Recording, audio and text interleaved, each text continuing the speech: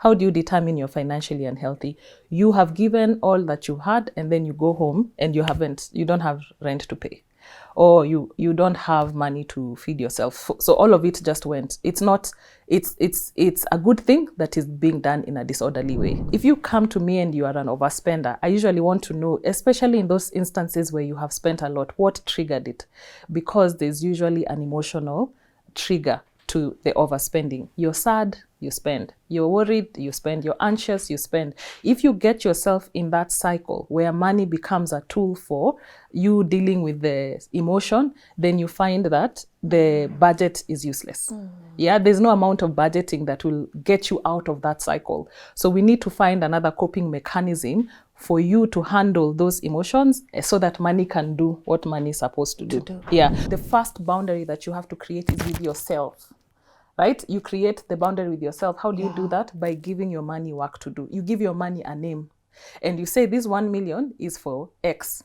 So at a wewe, if that money is not doing X, then you have broken your own boundary. Other people cannot respect a boundary that has not been set by yourself.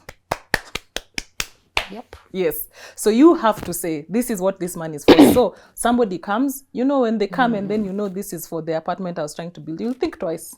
You'll think twice and say, okay, wait a minute. So if I could give them, but what are the consequences of doing that? And so you've slowed yourself down so that you can think rationally about money and then not make emotionally charged decisions.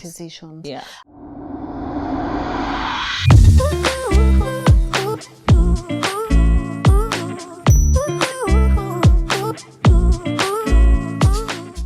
Very good morning to you and a warm welcome to LNS Rebuilding Restoration Series. My name is Lynn Ngugi, and believe me guys, I have been a victim of what we are about to touch on today, because let me ask you guys, have you ever really been scared of even using money? Like you see your balance and you keep even sometimes looking at it and you don't want to touch it, or even you don't believe maybe that is your balance, and then you keep being anxious about the days this will all end, and then you're always like, what if I wake up and I'm broke? What will happen in my life? Where do I go from here? How do I navigate life? Or even if you are working somewhere and you're always anxious, what if I do something and I get fired? Where will I get my rent, my food from?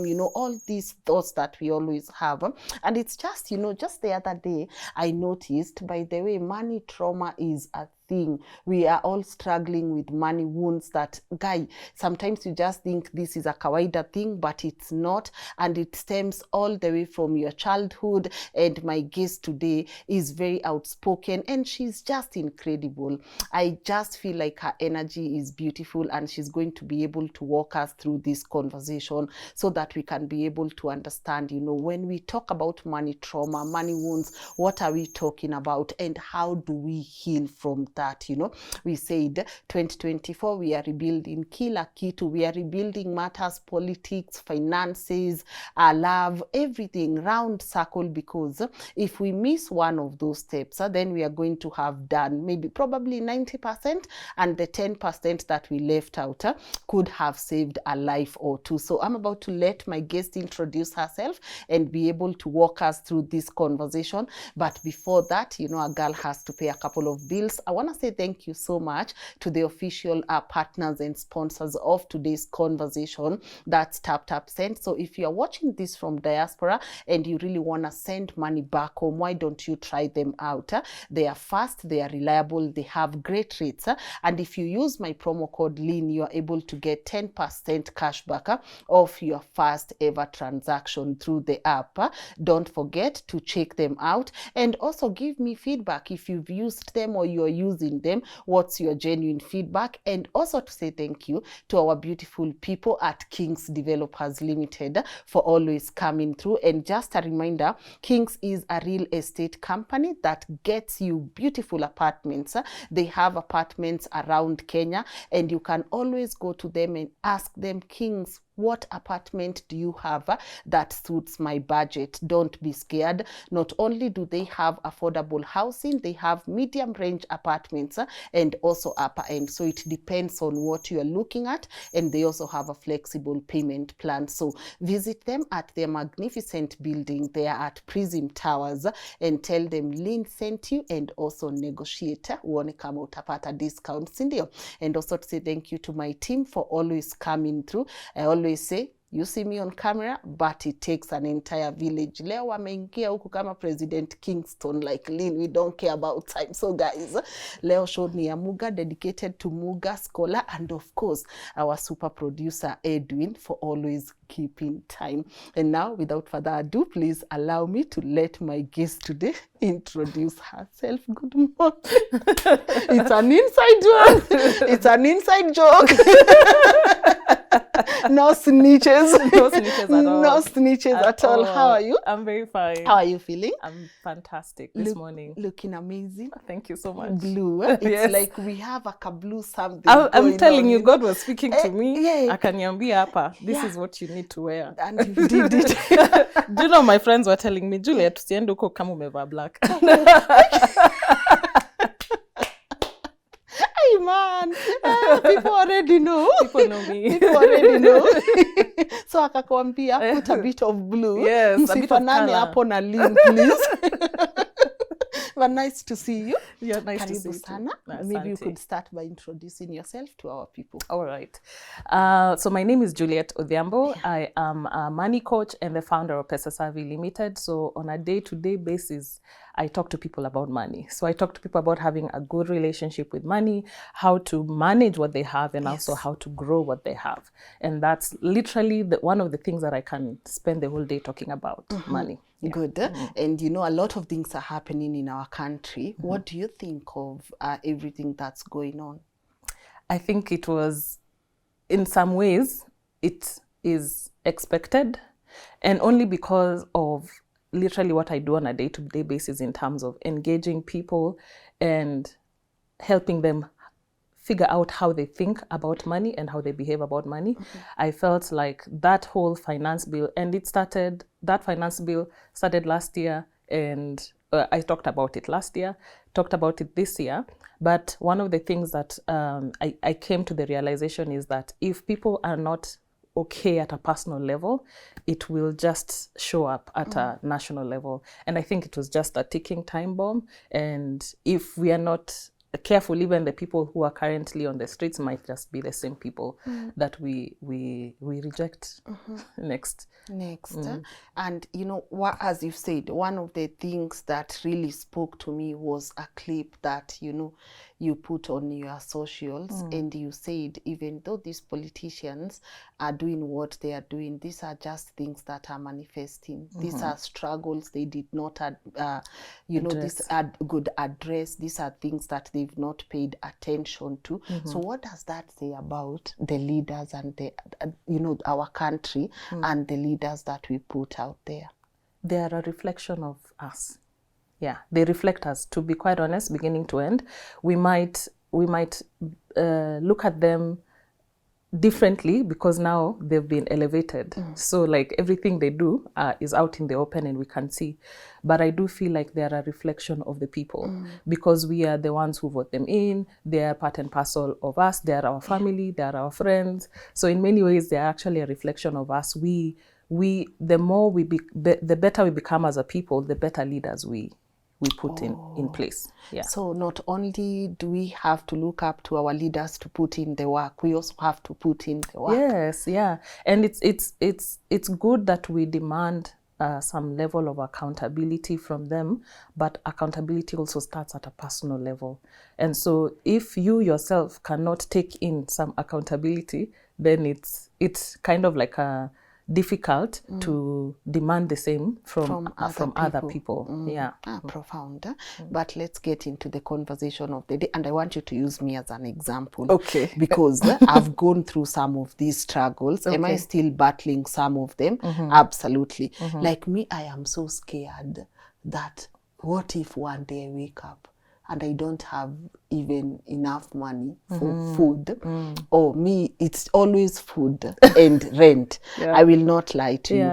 And even I've said it before, the fear of where my food or rent will come from kept me in a working environment I did not want to be in for so long, because I knew I needed to get out, but then I would, inafika end month naanza kujiuliza, so nitakuwa natoa wapi hii na hii na hii, where do you think that comes? Like, use me as your specimen. Yeah, I would want to know, like, so how did you grow up? Like, if I was to ask you, like, the worst memory that you have right now with money, historically, right? Even from the time you were a child all the way to employment and stuff. When you think about it, the worst experience that you had with money, what would it be? Not having any. Like what memory? Like what memory is that? How old were you, and what happened that you didn't have? I think when I was around, that should be in primary school, we used to really struggle. So like, if my mom was to leave something for food, you have to do like the maths. Yes. So you really have to figure out which meal gets to miss, because like, she would go out for business, probably go and peleka shoes far, right? So if she leaves like 100 bob, and maybe this needs to get you guys going for a day or two, you really need to figure out which meals do you miss and which meals do you attend to. So I've always found myself, calculating, and us as Africans, ukona hiyo tabia, 30 bob unaficha hapa, so you only use, then hii 30 bob utatoa tu saa ya emergency. So I feel like that's the worst experience I've had with money, feeling like what I have, yes, it's money, but it's not enough. Were you ever like kicked out from the place you stayed, or absolutely have your door locked? Yeah, absolutely. Yeah, so it's those actually fears that are cropping up now in the way that you are holding on to what is what you consider to be safe. Yeah. So the moment that you've gotten to that place of I am okay, I can meet rent, I can meet all these things. If you've had an experience of many years, for example, let me say many years, you finish school, you've not had a job for 5-10 years. I don't know, 10 years is a lot, but some people have. People are even 20-something years. Yes. So the first job that you get, you will hold on to that job for dear life. Yeah, even if it's paying you peanuts, right? Because what that experience of lack has taught you is that money is just not available. And so the moment it becomes available, you hold on to it. Even if you could be paid more, you should be paid more, maybe even your colleagues are earning more, but you don't have the capacity within you to have that conversation of, I need a raise, because you are afraid. The moment you have your ruffling feathers, alafu, you'll go back to the season that you have come from. So the one that you have right now, you want to hold on to it because of that, just that lack, that experience of lack. It's interesting that you talked about the food scenario, because it's actually similar to a particular client that I was working with, but it wasn't exact, but it was linked to food, which whenever I say this story, it's always fascinating to people, that she said that when she was a child, her mom was, unajua wale wa mama wa kanisa. So every Sunday she would have the pastor over and the pastor's guests. And so her mom would cook up a meal. Hiyo ndio siku chapo, pilau, everything is being prepared. And they enjoy, and the pastor, is happy.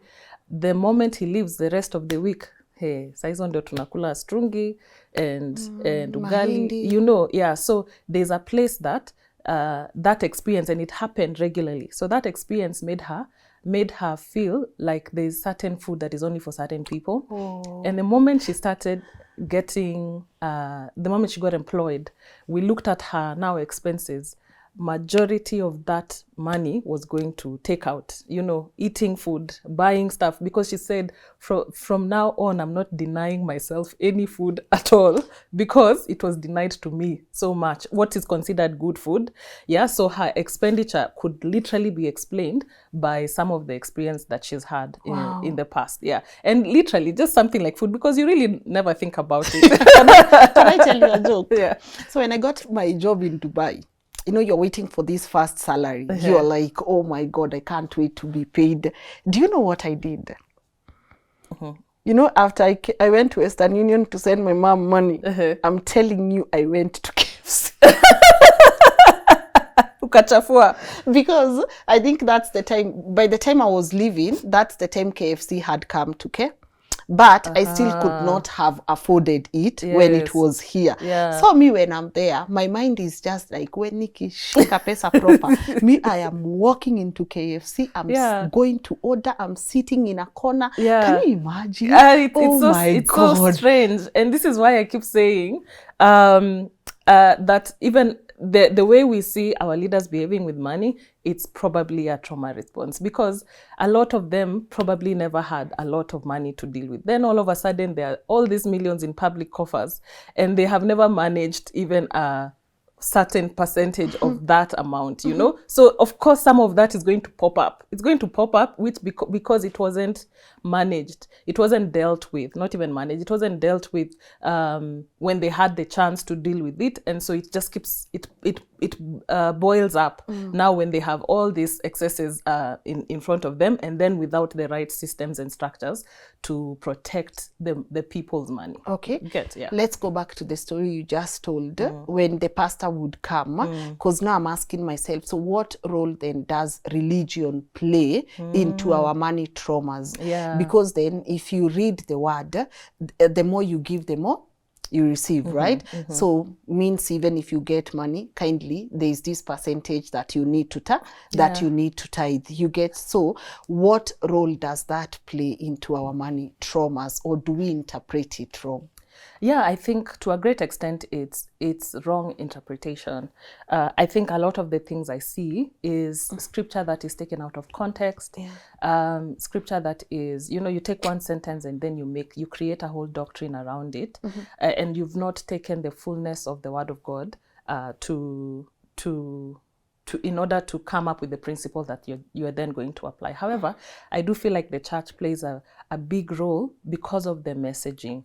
So that the way mindset is formed is because you start by thinking a certain way, and that certain way is because some information has been fed to you, and that informs what you believe to be true. And so the church plays a big role because they have people's attentions, they have people's ears, and so you have to make sure you're listening to the right doctrine. If you're not listening to the right doctrine, you will fall into the trap or the even a skewed mindset of the person who is speaking, who might not have the doctrine or the principles of the Bible well articulated or well understood in order to teach others. So that information, that's what you need to pay attention to. And it's the reason why I love talking to people about just being empowered to study the word yourself. Be able to take it, read it, understand it, and then pick up the principle. Otherwise, there are so many churches. We know churches that are taking people off, they're taking people astray. So it's still possible that it's from the pulpit, but is inaccurate. It's from the pulpit, but it's not telling you the truth. And so you end up believing a certain lie. One of the ones that I hear a lot from believers is, maybe you'll say this verse that says it is easier for a camel to enter through the eye of a needle than a rich man, and so to enter heaven. And so how that is interpreted, you're like, because it's what if you could continue preaching along those lines, they're basically telling you don't be rich because you won't go to heaven. Yes. And so there are people who have lived their entire life believing that the poorer I am, the closer I am to God, right? So, or if I'm rich, then that must be money from the devil or from the enemy. And so you find that they keep living substandard life because of a certain way of thinking that actually has been fed from the pulpit, because It's not a text that was interpreted well. What is the interpretation though? Well, it's that verse Yeah. needs to be taken in the context of every other scripture in the Bible. So actually the Bible is very loud about finances and money, and so you need to pick do a study of everything so that you find the position. I think money, when you're not cognizant of the role and the purpose that it has in your life, it is very possible for it to overwhelm you, to crowd you, or to finya you, To humble you. yeah, not even humble, it. If you're not cognizant of why these finances are coming to me, or why is this wealth coming to me, what purpose is it supposed to serve, then it takes over. Basically, it takes over who you are, and you start doing and behaving a certain way that in many instances can push you away from the purpose and the will of God. That's why it would be, you'll find yourself, ulianza hivi vizuri, you're working with God, and then the finances came, and then because of the pressures of what that money, the expectations of that money, and your own personal lack of clarity of purpose, you start finding the money taking you a different route. True story. That you might not have intended, but you didn't have capacity. You didn't have capacity to handle the money that is coming. So my job really, why I'm in this space, is to build capacity for people. And how do you build capacity? Both in how you think and also in the skills that you have, in the knowledge and the skills that you have. And so how you think is a function, like this, the behavior or the things that you end up doing is a function of how you think and how you reason. And how you think and how you reason is influenced a lot by the messaging that you're fed, as well as the experiences that you've had in the past. And so if those experiences are traumatic and you didn't deal with those experiences themselves, they influence you to start behaving a certain way. And if the messaging you were given was limiting in one way or another, it was negative in one way or another, it was disempowering, then you also take the same position where money is concerned. All right. So away from lack, how else, where does money trauma stem from? I think it's just a lot of it is coming from lack, to be quite honest, a big percentage of it. And I think it's a function of, it's a place that Africans find themselves in, because just historically we have more lack than abundance. Okay. There's a study that was done by a psychologist in the US. It's called Dr. Gallen. He was doing a study that was actually trying to understand financial trauma. So he was trying to link people's behaviors and their personalities.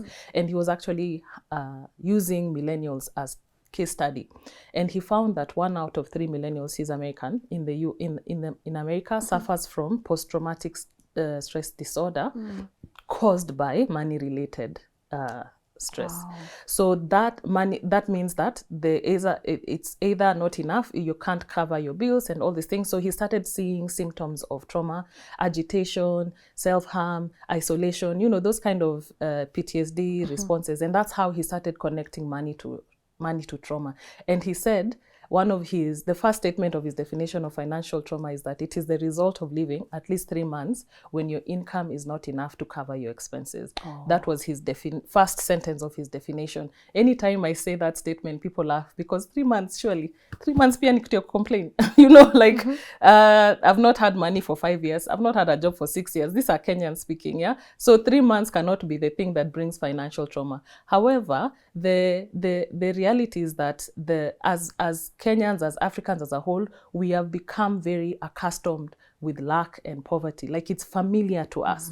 It's very familiar to us, and so it doesn't seem abnormal. That's why 3 months, it's like, it's normal. You look here, miss na pesa, huku miss na pesa, this is what hatuna pesa, So it's very familiar. And so whenever you bring the idea that actually there's more, you could potentially do more, you could potentially make more, it's such a difficult concept for a lot of people to comprehend.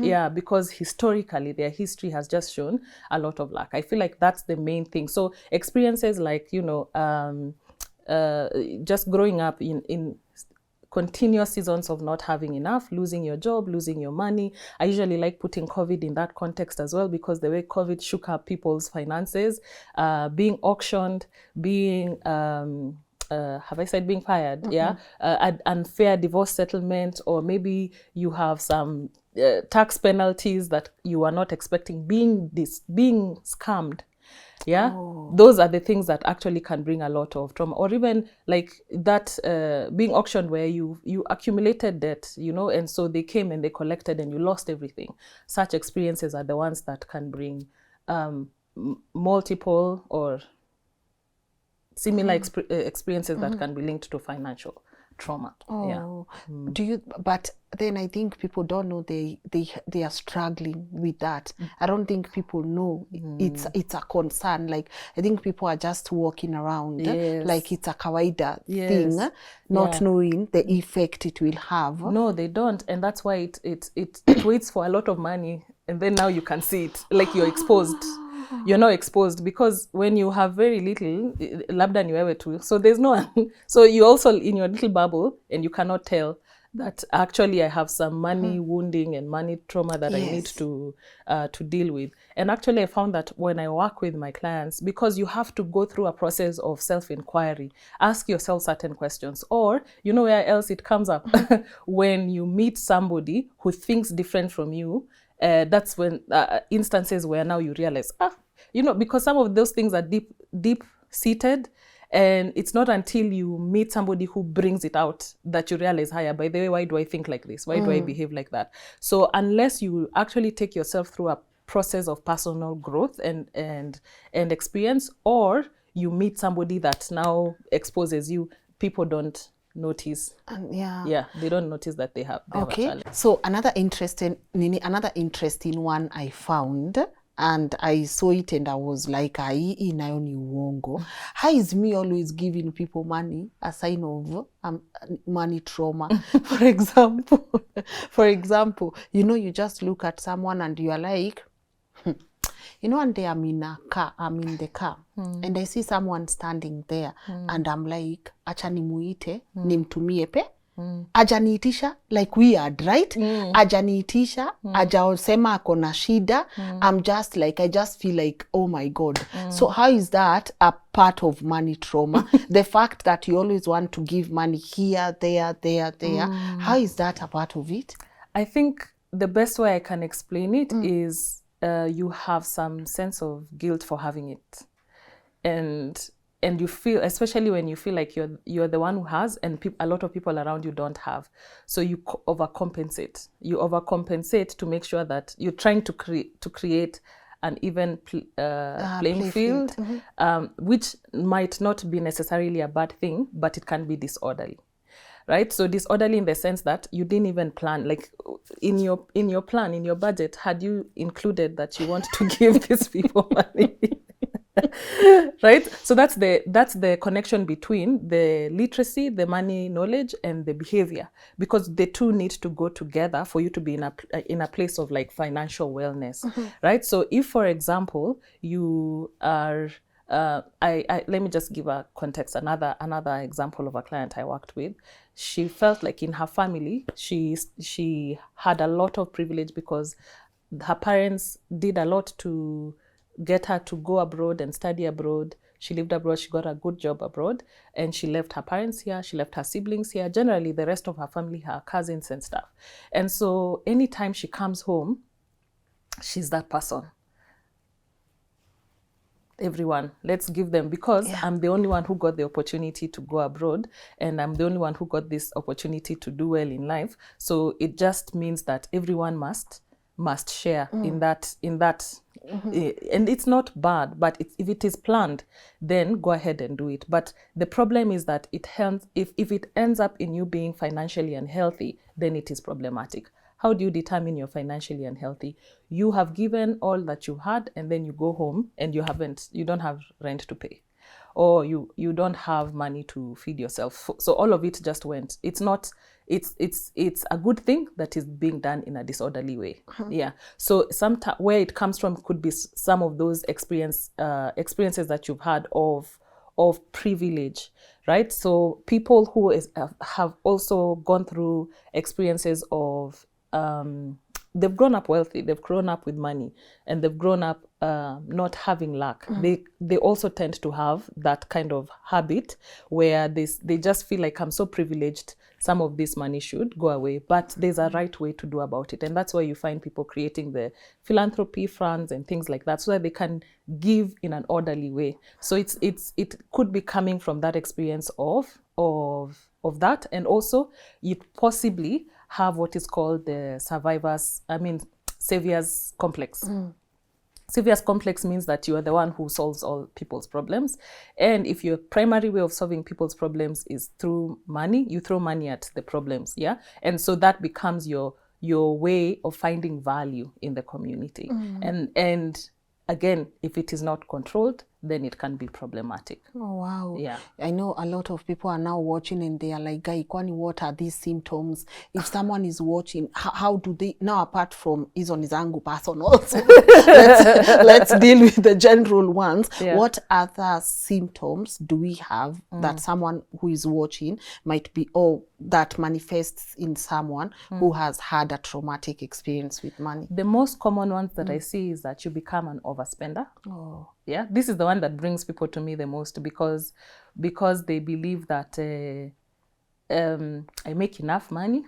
You know, I believe I make enough money, but it's always going out, buying new clothes, buying new shoes, going out and things like that. So it brings people to me the most. Those are the ones that everyone thinks they have a spending problem. Now, when such a person comes to me, their solution is always, help me put together a budget. That's because that seems to be what you're taught. That's financial literacy. Budget, budget, budget. But if you come to me and you are an overspender, I usually want to know, especially in those instances where you have spent a lot, what triggered it?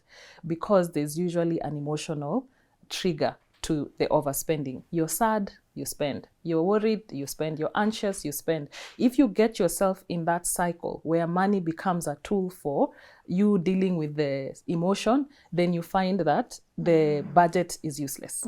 Yeah, there's no amount of budgeting that will get you out of that cycle. So we need to find another coping mechanism for you to handle those emotions so that money can do what money is supposed to do. Yeah. So there's a role that usually money plays, in those instances, especially in dealing with depression and things like that. That's why people go for, retail therapy and things like that, because you're trying to deal with an internal problem with shopping and money, and that's a function of money. There's retail therapy. Oh, you've not heard of retail therapy? No, no. Yeah, you've just had a bad day, yes. Then you pitia to somewhere, unanua viatu nguo, and you start feeling better, because what shopping does, it releases a hormone, a feel-good hormone. So it pushes your high up and you end up feeling better. The only problem is that it's very short-lived. So the next after 48 hours, tena you're sad. Unajipata hapo tena. Actually, there's lots of documentaries about retail therapy and the cycle that people get themselves in. And so if you find that such a person, especially because, money must be spent, yes. Right? Money, like it's a tool for us to live the life that we want to live. The moment we say overspending, it means there's a threshold you have passed. So what is that threshold? One of the ways is you're spending money that is not yours. So that's how you find people borrowing, getting in debt, fuliza, all these things that now manifest in just being horrible with money. But what was the root cause? You didn't deal with the triggers of those spending. So that's why you must arm yourself with other tools. Probably a therapist might be able to even help you more to control those emotions so that you leave money to do what money is supposed to do. Does that now mean that people who take, loans without having budgeted what these loans are for, people who borrow other people money left, right and center? It could be a sign. So we would probably need to, any kind of borrowing that is consumption based. You borrow for consumption, it's bad debt. That's not a good reason to borrow. And so if you find yourself, you go per counter, you shopped, then you realize, the money on M-Pesa wasn't enough, fuliza, and you keep doing that, you see that pattern, that's problematic. That you need to look into that, because you have a high affinity for debt. And that affinity comes from your consumption. your behavior around consuming, things, especially things that you might not need. Yeah. Okay. So that's one symptom. Another one is underspending. Underspending. Yes. Yes. How the fear of spending. Exactly. But on the outside, it usually looks like underspenders are the ones who are good with money, because at least wako na pesa kwa mfuko. In the account there's some money there. Na pia wako disciplined. But you know what? Underspenders, they save by default. Like, it's their nature. This is the kind of person who, even if they can afford, they're not willing to remove that money. They can afford it, they have the money, but they're unwilling to expend. Why? Some of it comes from some of the fears that you talked. Like, you've experienced loss before, so you're afraid itaenda tena, right? So what if that happens? You must be careful. The other one could be you've just built, your experience has made you to have that mindset that there's not enough to go around, scarcity mindset. So yenye tuko now, you hold tight to it. So it's very easy for them to save, right? It's very easy. They don't struggle. This is the kind of person who, that you keep telling them, so you budget, like they don't understand how people cannot keep money, because that is their default. Yeah. Now, is it a bad thing? Is it a bad thing? Do you think it's not a bad thing? No, the way I'm thinking about it, like the way I've seen, because I've also been in that category. I can save. Yeah. Usha, especially like early years where I really crave meat, but si leo, Lynn tutakula meat on a weekend or on Friday or on Saturday. So you're just there comfortable with your kaskuma na kaugali, and it's not like you can't buy the meat, but I really need to save this. I'm just using meat as an example. It's like I really need to save. Yeah, but I would ask, what are you saving for? Si ndio nisiwahi kuwa sina pesa. That's the thing, right? They're doing the right thing, but motivated wrongly. So you should ask yourself, what is motivating me to do this thing? It's good to say, Appa, in the next 5 years, I need to own a house. Yeah. Therefore, if I really need to do this thing, I must put aside this much money every single month so that I can hit my goal. And so that requires me to only eat meat once a week. You see, that's goal-based. But right? what if the goal is not clear? Then you work to get it clear. That's part of the things that I help my clients with, because you need to have, your money must have purpose. Your money must have a role that it's supposed to play in your life. Otherwise, it's very easy for it to come and be misused and just passes through your fingers, or you hold on to it unnecessarily. Yeah. And one of the biggest challenges I found with people who are underspenders is that they reach a limit. They reach a limit beyond which now they cannot grow wealth. They cannot build wealth. Why? Because they are just saving. And they really usually want to see the numbers. You want to see the zeros in your bank account, because it makes you feel a certain way. At least niko sawa. At least I have this. At least. So you don't move them. So even withdrawing money from the bank account is difficult. And yet, in order for you to actually grow wealth, you need to start investing. And I'll tell you the dangers of that, because as I said, I've been a victim before. When I reached my first million, I was like, the goal was to get to $1 million. You get? So you are not saving because there is something that you need to accomplish. You are saving because I really need to make it to $1 million in my account, right? Yes.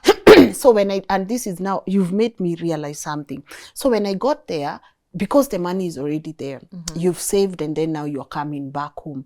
Because you did not have an objective, and because there was no purpose, now you're like, what do I need now to do? So someone tells you there's an investment plan here.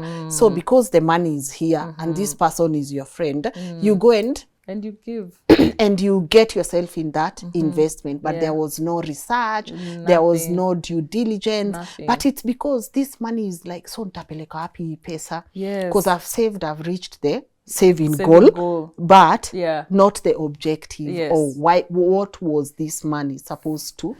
Can I make it even more interesting? Because I also work with chamas. And I see this a lot. we are friends, like we meet all the time, we put money in the picture, and so we don't know what the money is for. We are just trying to empower ourselves, financially. So we save. Alafu imefika mahali, and then we're like, what do we do with this money? We don't know.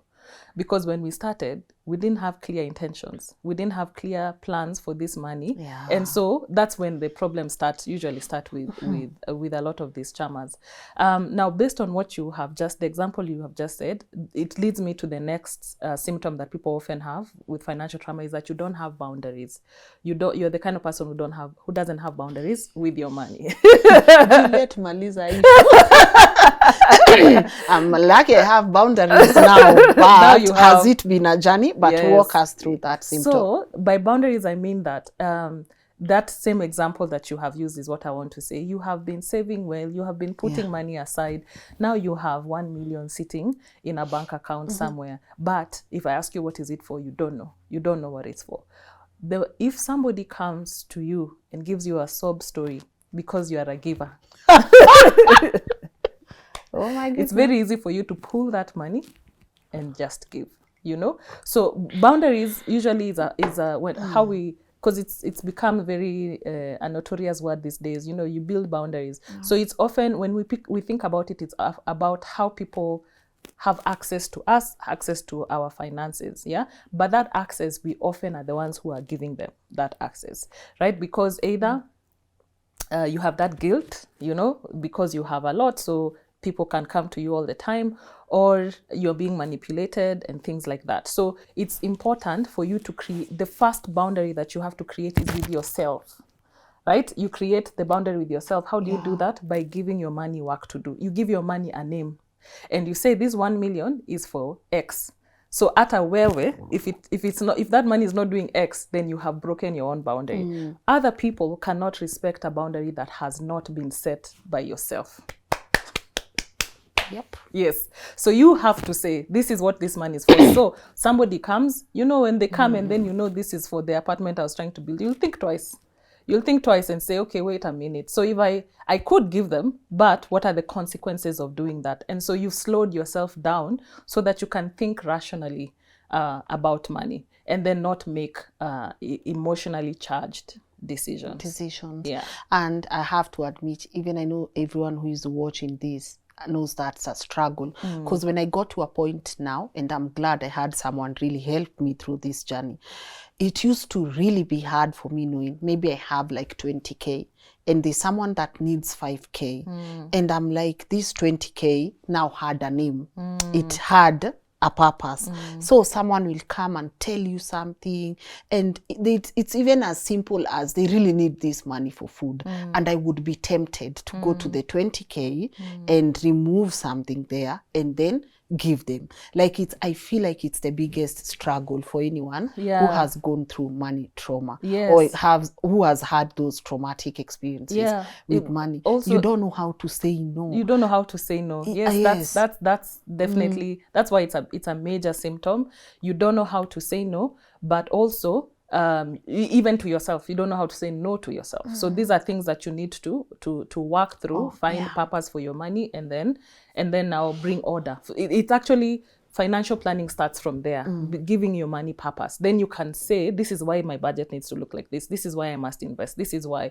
Otherwise, you find people wamefika investment, lakini huku mbele, they didn't deal with some things. And so you find investments are not working. You pull out, you started 1 year later, umeshavunja your investment. And so you actually don't see the fullness of what money can actually do for you. The other way of instituting boundary is also not just how much people have access, how much money leaves you to others people, but also how money comes to you. How money comes to you is also a function of boundary. And if you don't have the right boundaries, you can limit how much money you are able to make or grow. Similar to the example I just gave you of somebody who has not had a job for 10 years and they finally get that job. If they are not able to ask for a raise, because asking for a raise is actually a boundary you're putting, and if you're not able to bring it up, what that does is that your earning capacity is always at a certain level. It doesn't grow, and so without that growth, then you are limited in what you're able to do. You're limited even in your growth.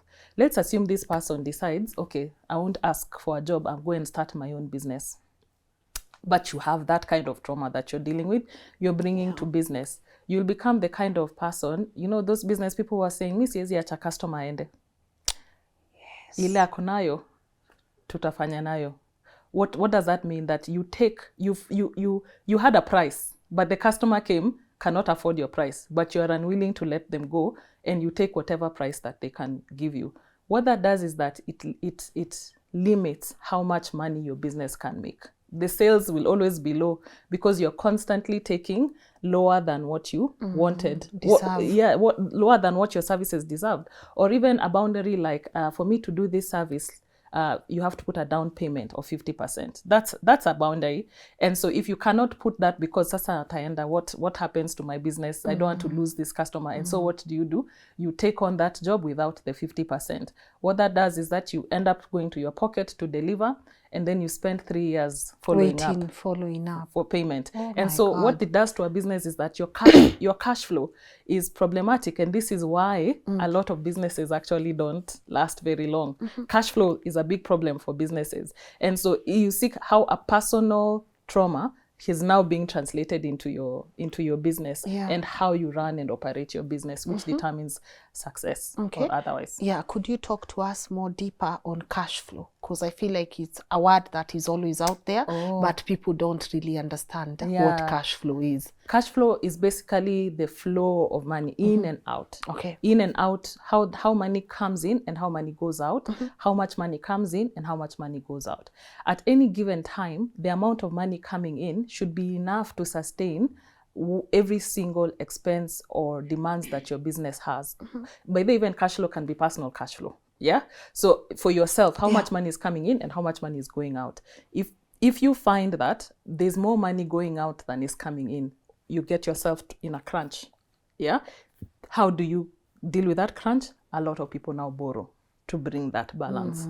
And so if you're borrowing to bring a balance in your cash flow and you don't have a means through which this borrowing will be paid out of money that is coming in, then it builds up.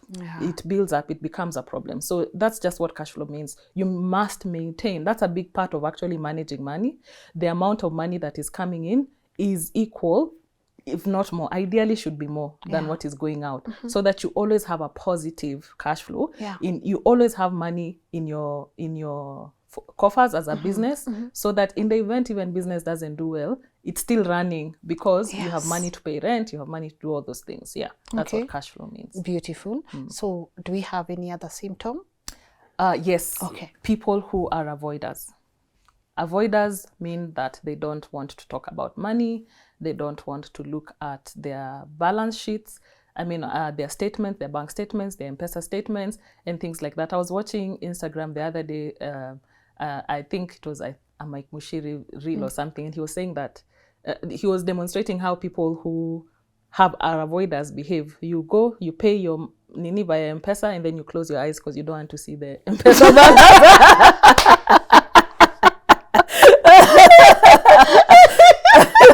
Oh my God!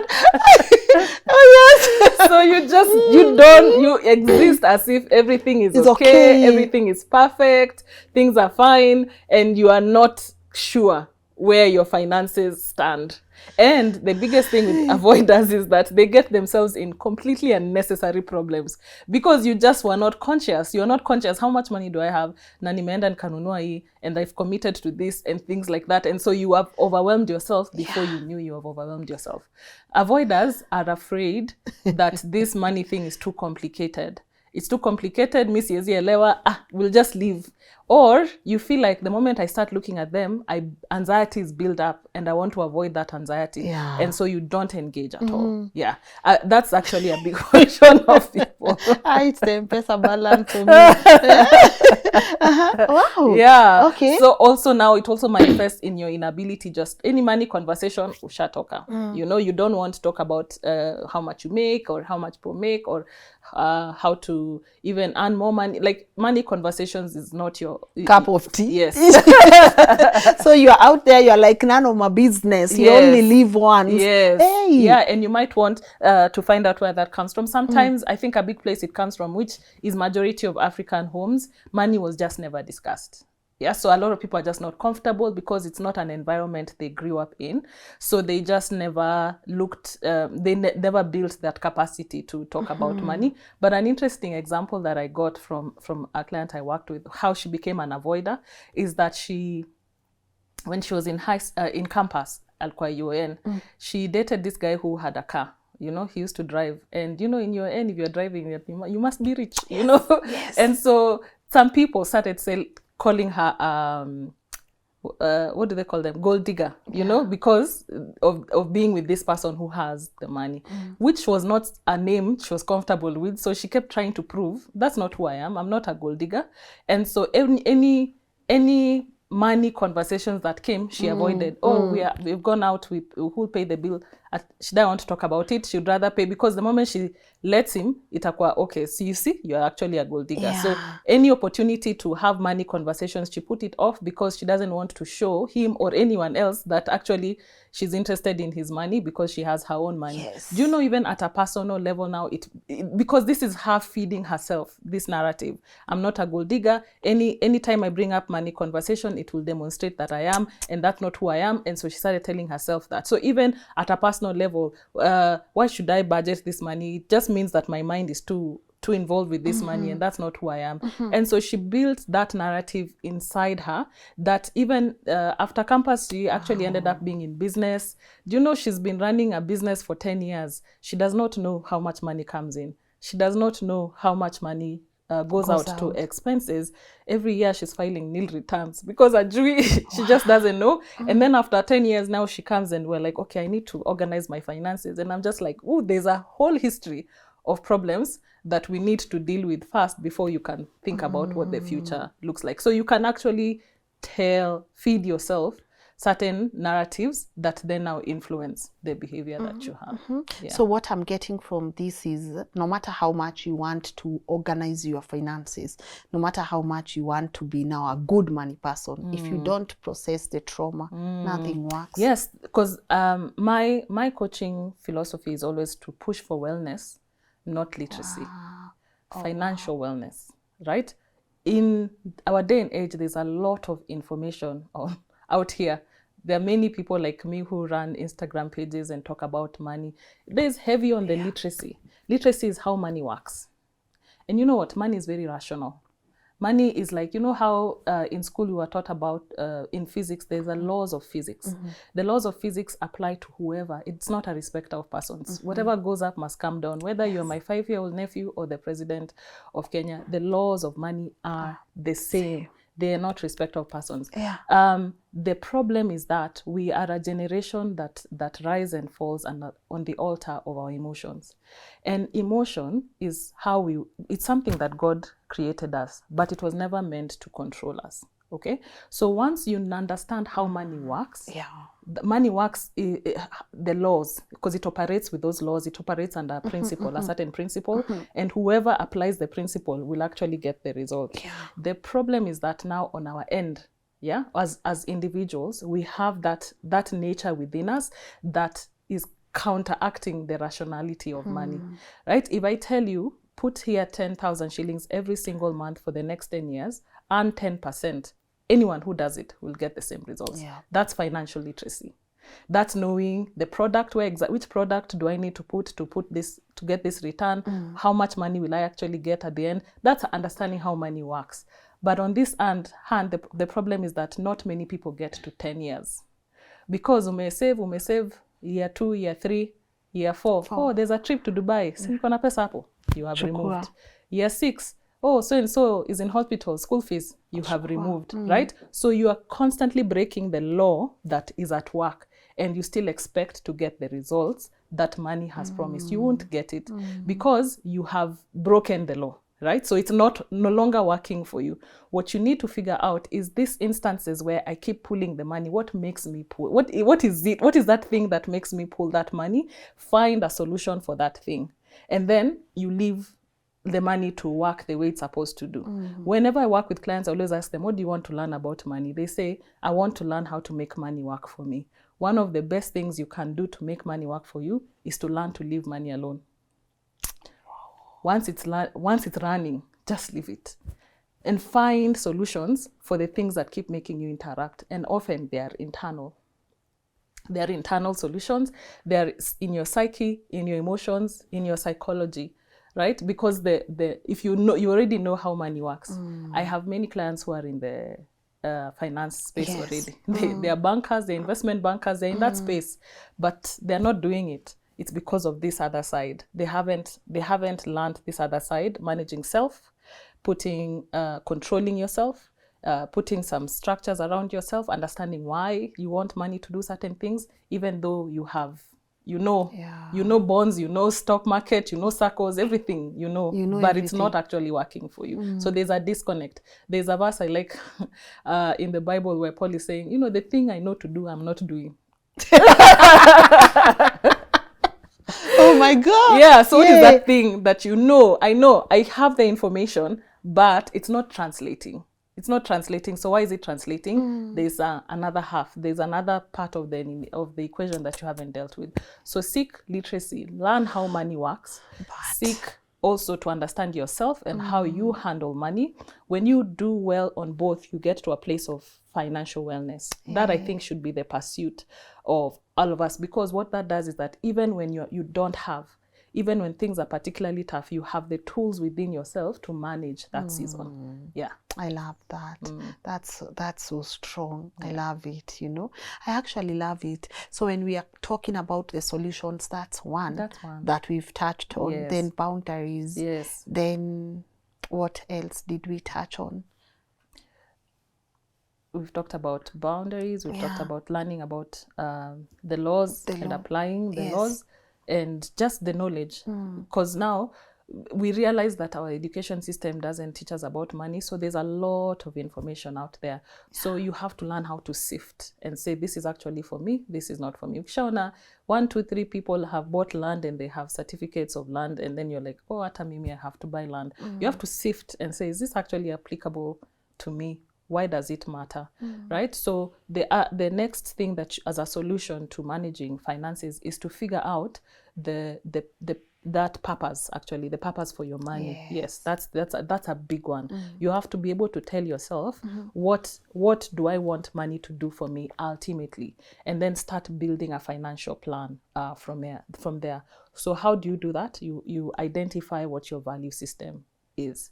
What are your values in life? What do you when you think about you living the best life, what does that look like? Yeah, to a great extent, everyone has values, even though you've never articulated what they are. So there are things that are important. There are priority things in your life. Yeah, and you have them, but you have not articulated what they are. So for example, if I ask you, Lynn, what would you say is your biggest priority in life right now, or value in life? To go live in a farm. That is a result of a value. Why would you want to go to live in a farm? What's that thing that motivates you to go live in a farm? I think just peace of mind. Peace of mind. Yes. Peace of mind is a value. So there are certain things that you will find yourself doing because you're pursuing peace of mind. Yes. So part of that is going to live in the farm, but there are other things. What other things do you do to get peace of mind? Solitude. Yeah. You go somewhere, you are alone. Yes. Solitude. I think most it's solitude. I consume a lot of content, but from specific people. Yeah. What else? Just that from the top of my head. You can explore it a bit more, because the things that you value, you'll find it popping up in different instances. And this is what I mean by articulation. What are yours? Yeah. For example, mine is a big part of mine is spirituality. Yeah. It's at the core of my existence. And that means there are certain things that I do because I value these things. So one of the things you have to do is to define, what is this value? What does it mean? What does it translate to? So for me, spirituality is just being in that place of having an existing and running and operational relationship with God. Yeah. And so because of that, there are certain things I do. I pray. I read the Bible. I go to church. I serve in church. Like, you can list them. I give offering. I tithe. I find any opportunity to do what God wants me to do. Yeah. Right? So in my list of things, there are things that cost me money, small money regularly. Like if I'm going to church, then I have to have transport to go to church every Sunday. So it's some small cost in order to live out this value of spirituality. Yeah, there are certain things that will not cost me anything to do. Every day to wake up and pray doesn't cost me anything to do. But in doing that, I'm living out this value. Yes. There are some things that might cost me a significant amount of money, but for a short period of time. So it has a beginning and an end. But when I look at the amount of money required, it's quite significant. Yeah, so you'll find that it falls in those three categories. Now, where the planning, how I help my clients now to plan is that the ones that cost you something small regularly, you must show up in your budget. The ones that are significant costs, but with a start date and an end date, those become your financial goals. Right? So you have a North Star especially because of the amount of money that it usually requires. Yeah, most of them require significant amount. So even the financial goal finds itself in the budget, but in a certain category. And then now you have the rest of the regular small amounts of money. And then you have the one that doesn't cost you anything to do. How to know something is a real value is when it doesn't cost you anything to do and you're doing it. If you're not doing it, question mark. Yes. It doesn't cost you anything and you're not doing it. That you begin to question that. So now from there, you have direction. You have a sense of purpose. I've found spirituality to be one of those values that the deeper you go, the more it controls your life. I had a particular client who came to me akisema, he was working as a software engineer. He was 28 years old. Software engineer earns about 500,000 shillings every single month. And he was saying that he's been talking to God and God has said it's time to go into a certain direction with his career. Hey. I know. Like fear God, man. So he's not married. He doesn't have any children, but God is directing him in a certain direction where he doesn't think there will be income, or even if it's there, it's very minimal. Now, this is from somebody who has been earning 500K, but it was a point that has been pushed by his spirituality, because one of the ways I live out my values is obedience to God. So when God speaks, I act. Listen. Yeah, and so he was ready to act. His problem was, should I do it or not? No, I'm doing it. My problem is, how do I organize my finances such that I can give myself that financial cushion to actually move forward with what God is telling me to do. And so the timeline he was giving himself is about 3 years. And so we did the math. And we said, okay, so what are these expenses that will have to be paid in the event that you lose your job? Came to about 100,000 shillings a month. 100,000 shillings a month in a year translates to about 1.2 M a year, right? So he needs 1.2 M a year coming from somewhere that is not his job. So how does he package that? It has to be from an investment, right? So now, how much money will he need in this investment to get 1.2 M a year? We did the math again. In our economy right now, 8 to 10% is your average, right? So that meant that if he has 12 M to 15 M, he will be okay. If he will earn about 1.2 M a year. So he has 3 years to get 15 M max in investment. And so that meant that he had to now cut his expenses drastically so that he has to invest 400,000 of the 500 he's making every single month. Do you know that is not an easy thing to do? No, it's not. In our world today. It's not. You have to be really persuaded that this is what I want my money to do for me, right? So he because it meant he had to downsize. He had to downsize. Now, if you meet him, you will not understand what happened, because you know him this way, now he's this way. Not unless he actually explains to you that this is why I did it. But even if you don't share, even sometimes if you share the same value, bado hautaelewa, because it's coming from a very personal place. And this is why personal finance is personal, right? So you have to ask yourself, what do I want money to do for me? And you put the systems and structures in place that will actually get you there. And that when you do that, you stop there's something we do, especially now with social media. You are always looking at what other people are doing with their money. No, it's their money. Period. It's their Keyword, money. In their fact, money. Yeah. So you might look at someone and like, hey, me, I can never spend my money like that. And just like, yeah, because it's not yours. Period. Yeah. So you deal with your pocket, deal with your wallet. Yeah. Understand your own wallet and do what you want it to do for you. Yeah. That. So once you're able to do that, then you find more long-term plans and more consistent plans, because values by their nature, they rarely change. Good. They rarely change. And so when you start thinking about that, you think long term as well. You start thinking long term, and you're able to now get the fullness of money, because especially investments, they need you to think long term. They need you to leave it for a significant period of time for it to actually build the returns that you're expecting for it. Yeah. Right. So judging other people because of what they're spending their money on is not useful to you, because you'll always find somebody you don't agree with how they're spending their money. Their money. Yeah. Yes. So deal with your money.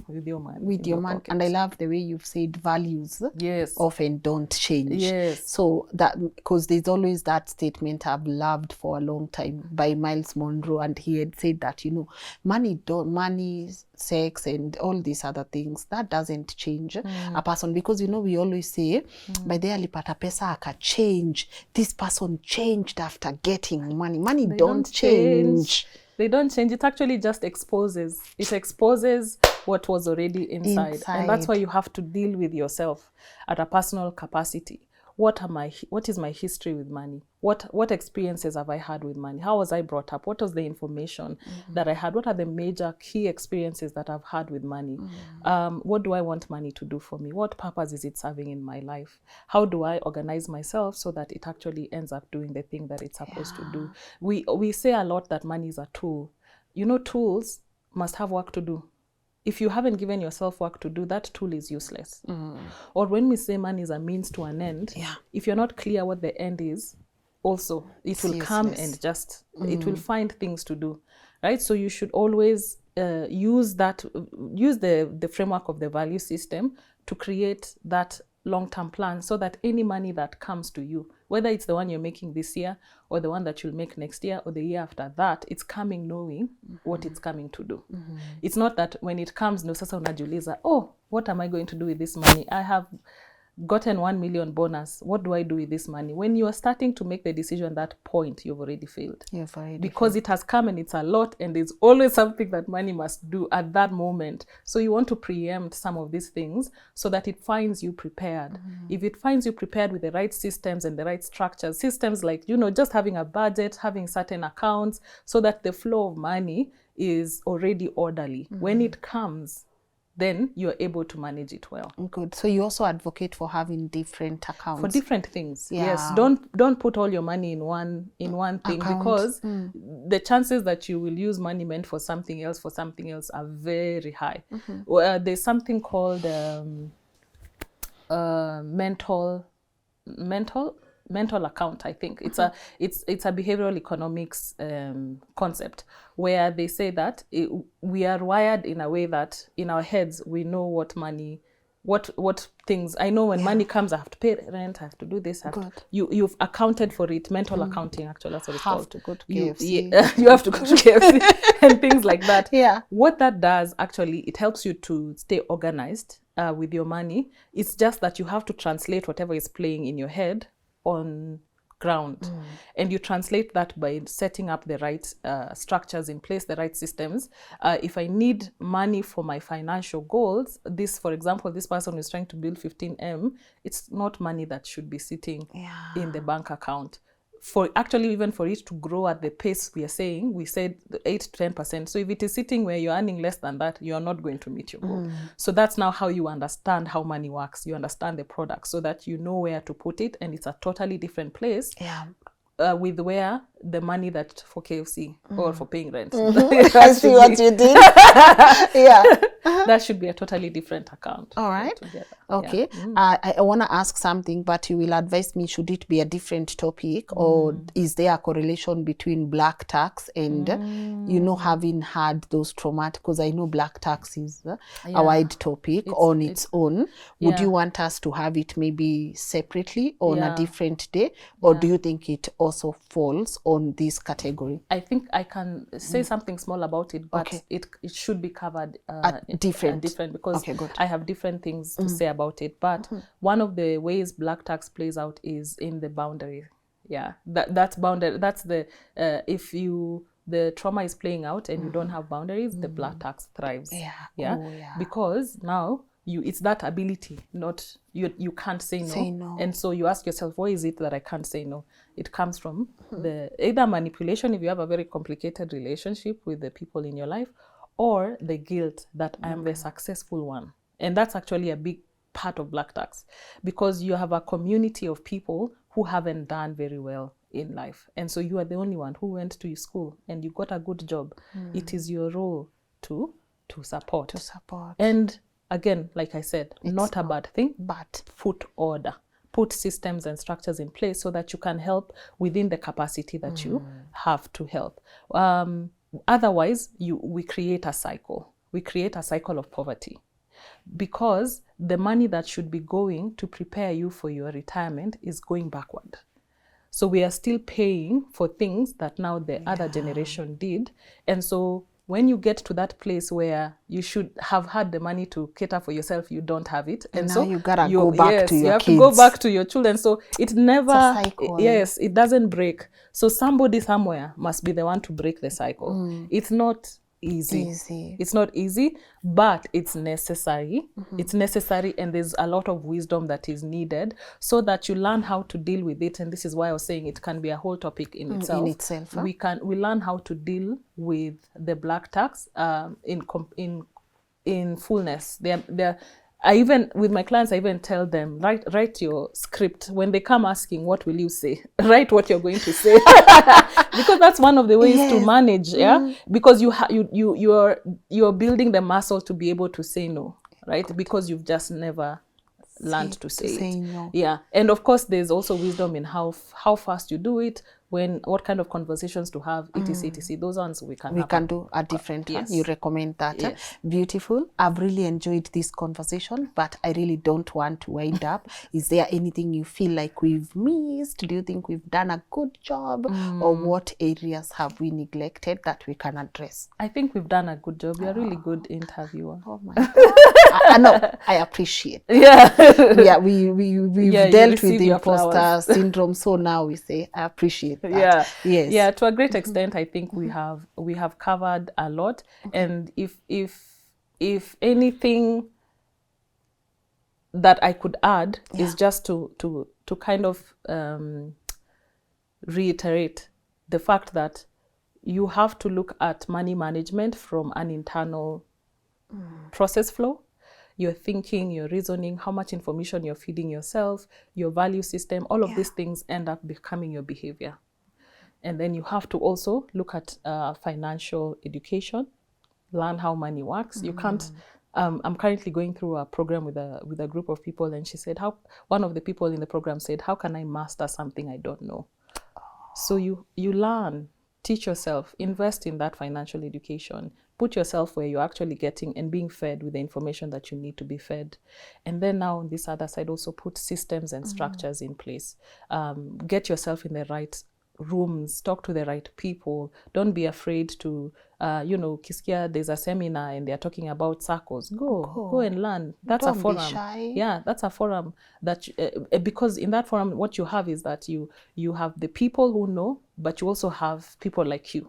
So you can exchange thoughts, you can exchange ideas. So take advantage of those opportunities. Put all these things together to get to your place of financial wellness. That should be the goal. And there's no shame in learning. There's no shame in learning at all, because we already know it's not your fault. It's not your fault. I love that part. Up until where you are now, up until where it's now not you, your fault. yes, Tukifika tena next year na tumeshaongea hivi and you're still in the same place, now then that's your fault. Now that's your fault. Yes. Or where you've discovered that Yes. there are deep-rooted issues I need to handle. Yes, and you not still handling. don't want to handle. Now that becomes... Don't wait until the world exposes you. Yeah. Or Gen Z exposes you. Please, come on now. Please don't be showing in Harambes with bundles of money trying to prove to people, I made it, mama. Yes, yeah, that's trauma. That's trauma. Yes. I appreciate you. Yeah. This has really been good. Yeah. It's been eye-opening. And I know not only for myself, but also for a lot of people who are watching. You know, sometimes it amazes me how we think something is a basic conversation until you see the feedback from people and you see, oh my goodness, this was a going concern for so many people. So that's why when something clicks in my mind, I don't like assuming it's an easy topic, because it's only after you have this conversation that you realize how deep it goes. Yeah. But I love that you've said you work with clients. Are these services that you would like to tell our people how they can go about reaching you? Absolutely. Or feel free. First and foremost, I have a gift for the people who are going to watch, because I have packaged everything, some of these things that I'm talking about, and then it includes some exercises that you can do to kind of unearth some of these things or in a free course. So I'll just give you the link. You can share with people who are interested in exploring a bit, get the foundation. In addition to that, I work with individuals. So my company, like I said, is called Pesa Savvy, and I offer one-on-one coaching, because like we've seen, some of these things are very individual based. They are personal, and so you might not want to be in a place where you have people, but I work with that. So I have a full program, a coaching program that I take people through. Then I also work with groups as well, and so once in a while I have a group class, and we do now the knowledge bit, and then I also work with chamas and investment groups too, because these same problems, they exist in the groups, and so you find people doing investments that now we don't know what to do, we caught it. So I work with investment groups as well, and I also run financial wellness programs for corporates who want to now equip and empower their staff with the right knowledge about their finances, because again, corporates suffer a lot because people have poor money management. Ukipata kila saa advance, that's a sign that your people are not okay. For real? Yeah. Yes. Okay, but so you should, if you're an employer, you want to look at that data, look at that information. They could be going a lot of financial distress or just lack of knowledge of money management. So it helps you it helps them to be more productive when they are okay financially. Ultimately, it's a business concern. Okay, so if you're able to now take care of that, your employee wellness, then it actually has impact on your bottom line. Because they are they're your factory. So if one tool is not working well, then the product will be the product will be amiss.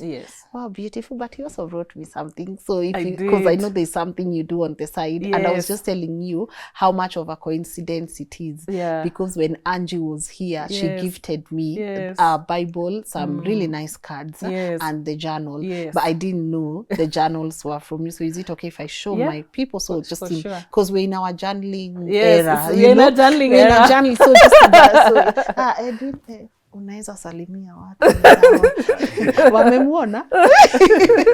Thank you. So I just want to show my people real quick what you brought me, because they are really pretty. So hey, today is blue. Can I remove everything? Yes. Oh my god. Guys, these are the packs. Oh my god, I know Scholar is looking at me. This is couples edition. And friends. Oh, these are the cards. These are cards for now. So this is from my Pesa Savvy work. So when this people keep saying, let's talk about money. Yes, for sure, because you'll find they're just cards. All right. People want to talk about money, but they don't know what to talk about. So I developed this 100 questions to ask, at least for the couples, before you get married. Yeah. So you have certain money conversations so that you start with a good base. You start the money conversations with a good base. This is couples. And the first one I see, maybe I could ask my partner, what are the chances that you will get an inheritance from your parents? What would you do with it? My people ask all the right questions. Because if there is inheritance, why am I working this hard? Hey, we are 25 years in matrimony with a thriving marriage and a happy family, but we are still living paycheck to paycheck. Are we successful? Are we? Can I read one last one? Sure. Have you you heard about the girlfriend allowance or the wife allowance? What are your thoughts about it? Oh, sorry guys. Muga, have you heard about the girlfriend allowance or the wife allowance? You okay? Okay. These are hard. These are hard ones. Yeah. But these people could also get this from you. Yes. Beautiful. Yeah. So if you want money conversations with your partner or with your friends, it's a good way to know each other and to also talk about money, because there are some also technical things you learn. You learn as you have the conversation. So learning about money doesn't have to be so uptight. And also this beautiful journal here. Yes. So now this is from. I'm gonna put a picture on the screen, guys. A journal for alone with God. A journal for scripture memory. Yeah. Nice. Yeah. So you write the verse here, the reference, and then now you write on the next page. On the next page you write the full. So like you're somewhere in a line and you want to memorize scripture, and you the first page you'll see is the text. So do you remember it? Then you can check. On that's why it's so small and portable. God, you're heavy on quality. Yes. Because man, this feels really good. And of course the journal. This is one so of this those, is one of them. So the one she got you actually. Is what she got me, right? Oh, is it? Yes, this is what she got me. Okay, so this you can take notes, church notes, sermon notes with that, and other kinds of journaling. This one is for prayers. So I have a 10-day study on prayer there, so that you can learn the different types of prayer. Because sometimes we think we are praying, but we are just crying. We're going deeper. we think we are praying, but we are just crying. When you go and cry, God will comfort you. But have you done anything? Yeah. So have conversations. So I have notes I've written from my own journal there. I have prayers, how to design prayers from the Bible. And then you can also write weekly prayers that you want to be praying. This is really beautiful. Yeah. And you've shared some of your experiences here. Yes, those are from my journal. 29th November 2018. Yeah. So if you're not conversant or it's new to you, that's like a template you can use. You can use. Yeah. I love them. They are beautiful. Can people get them, and how, in case someone wants to purchase, how can they get these ones? You can find me on Instagram, Alone with God. Yes. You can also find me on TikTok, Alone with God. When you message me in any of those places, you should be able to get. They are beautiful. I appreciate the gift. Monani push. What you guys are doing. It's not us, it's God. It's God. We are just tools. We are obedient to. We are just tools, but I appreciate it. You're welcome. And the message has been received. You're but welcome. All in all, this was such a beautiful conversation to have, and I hope we have more, including black tax, because that's a conversation I've really desired to have on this platform, and I hope you can just help us explore it. For sure. And I love that we are healing, I think my takeaway home, I always assumed that people who have traumatic experiences with money are the ones who, the poverty, lack, the disadvantaged ones. But I also love that you also mentioned that even privileged people also struggle with if money. You don't have, and that's how I say, having a good relationship with money is not just knowing how money works. Yeah. You can know the thing, but if money in your life was used as a tool for oppression, control, that happens a lot with the privileged families. Good. I want to wind up, but before we do, anything you want to add or tuambie watu wetu kwaheri? Tunaweza waambia kwaheri. Kwaheri. It's been such a pleasure. Thank you so much for welcoming me into your studio, the new set. I love Lyns. They're lovely. Time it's for very a change. beautiful. I appreciate. Thank you. we appreciate it. Yeah, Yes. yeah. Salimia watu wako ukienda. Sawa. Anything else? No. We're good. We're good. All right. Say hi to your people. And as I said, I really appreciate that you took your time just to have this conversation with us. And I can't wait to see what we do together. Absolutely. And also, guys, if you are watching this and this conversation has hit home, and also, as you know, if we want to talk about black tax, this is a very great opportunity for you to ask the questions on the comment section so that we can be able to go through them, so that when we are doing that conversation, we can also address some of the questions that you have. But other than that, I hope you've really enjoyed today's conversation. We have learned a lot. And you see we peke yako, people are going through things, and we can only be able to find healing if we also start openly talking about this struggle. So if you're there and maybe you have struggled with this and you've identified that you're going through some of these symptoms, you've had their solutions too. So just make sure that you engage in learning, and also don't just go after financial literacy. Make sure that wellness is also key. I've really loved having this conversation. You know what to do. Share your thoughts with me on the comment section. And also, if you want to share your story with us, info@lnn.digital. That's where you can be able to find me. And also to say thank you to the incredible partners who make this conversation happen. When you see blue, it's obvious because we have Kings Developers Limited.